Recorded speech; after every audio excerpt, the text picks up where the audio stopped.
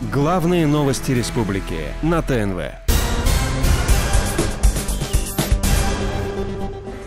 Это страшные кадры с камеры видеонаблюдения из Нижнекамска. Водитель автобуса должен был притормозить у зебры. А это уже съемка с видеорегистратора в Казани. На перекрестке улиц Татарстана и Салимжанова автобус 37-го маршрута выехал на запрещающий сигнал светофора и протаранил легковой автомобиль. Пострадали 4 пассажира автобуса, в том числе 1 ребенок, и водитель иномарки. По вине водителей автобусов произошло 157 дорожно-транспортных происшествий, в которых 4 человека погибли и 213 получили травмы различной степени тяжести. Произошел рост количества дорожно-транспортных происшествий на 11%, и также получил ранения на 11 человек больше, чем за аналогичный период прошлого года. Казань, Набережные Челны и Нижнекамск – города-лидеры по количеству ДТП, совершенных по вине водителей автобусов. Вот статистика по видам ДТП. Больше чем в половине случаев резкое торможение привело к падению пассажиров. 28% – это столкновение, почти 13% – наезды на пешеходов. Сели в автобус, мы были, сколько нас там, человека 2-3, и пошел такой же номер, и как они начали друг с другом гонять. Они же как есть, друг друга обгоняют, и на остановках не останавливаются, и мимо, и на повороте меня аж так занесло, я еле зацепилась за поручень. Так они на перегонке сейчас ездят. Особенно я замечал 89-й и 22-й. Ужас. Я на легковом автомобиле с такой скоростью не ездил никогда. Гоняют. Поосторожнее бы надо, конечно. В городе Казани выявлено более 7 тысяч нарушений правил дорожного движения водителями автобусов. Из них одно нарушение – это управление автобусом в состоянии алкогольного опьянения, 4 факта управления с поддельными водительскими удостоверениями. В начале недели на совместном заседании Кабинета министров и коллегии Министерства внутренних дел Артем Хохорин отметил, в Казани уже на протяжении 2 лет идет рост ДТП по вине водителей автобусов.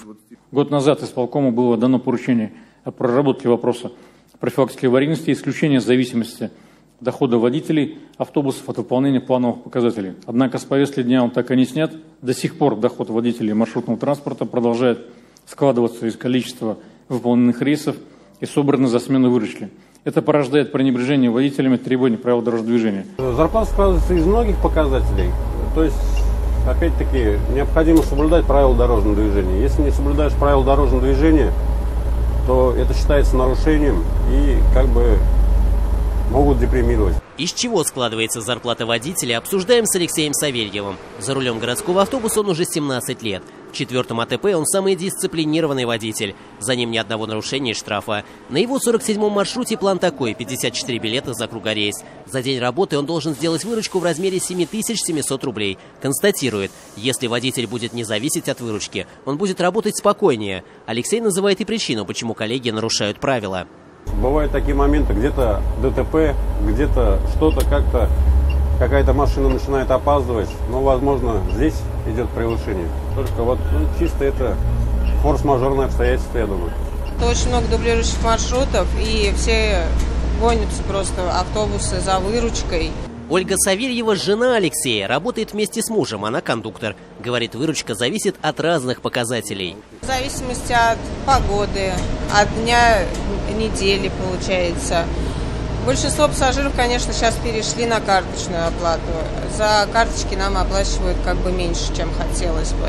Какой будет семейный бюджет Савельевых, зависит от ряда показателей. Средняя зарплата на предприятии сегодня 45 тысяч рублей, но она складывается из разных слагаемых. Это базовая тарифная ставка, надбавка за регулярность движения, безаварийность и выполнение плана по доходам за кругорейс.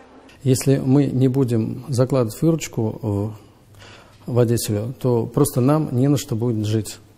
Потому что мы себя сами обеспечиваем. Те дотации, компенсации, которые дают за льготников, нам на сегодняшний день не хватает. За последнее время и топливо подорожало, и электроэнергия. Все буквально дорожает. В автобусах установлены по 4 камеры видеонаблюдения. С теми водителями, которые нарушают правила, мы расстаемся, отмечает заместитель директора 4-го АТП. Процентов 90-95 водителей, они все хорошие на предприятии. Есть, конечно, которые нерадивые, гоняют. За год, может быть, за истекшие человека 4, наверное, уволили. В городе Казани 14 автотранспортных предприятий, в 6 из которых наблюдается рост дорожно-транспортных происшествий по вине водителей автобусов. Все эти автотранспортные предприятия взять на контроль. Кто там работает водителем автобуса? Есть какие-то критерии заработка, но не должно быть вот этого беспредела. Новую систему оплаты труда водителей городских автобусов внедрили в Москве. Схема выглядит так. Заключается контракт между АТП и муниципалитетом. Сумма фиксированная. Есть служба доходов, она собирает выручку. Перевозчик не задействован в этой системе. Его задача безопасно и качественно довести пассажира.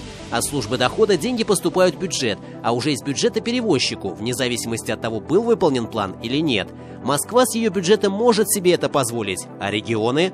Это, в принципе, идеальный вариант. Когда перевозчик занимается своим делом, задача перевозчика — возить пассажиров. Он должен быть уверен, что работа будет оплачена полностью. Мы и в Минтрансе России этот вопрос поднимали, обсуждали, и с Минфином России. Вопрос системы оплаты труда водителей автобусов остро стоит почти во всех субъектах страны. В июле вышел приказ Министерства транспорта России о муниципальных контрактах. Там прописано, как подсчитать сумму контракта, но не прописано, где взять деньги. Для того, чтобы в Казани внедрить новую систему оплаты, муниципалитету где-то нужно добыть примерно 4 миллиарда рублей. Сейчас ждем поправок. Соответственно, если поправки будут, но приказ он действующий. Просто с теми поправками он, наверное, несколько неприемлем для субъектов, потому что в бюджетах субъектов этих денег нет.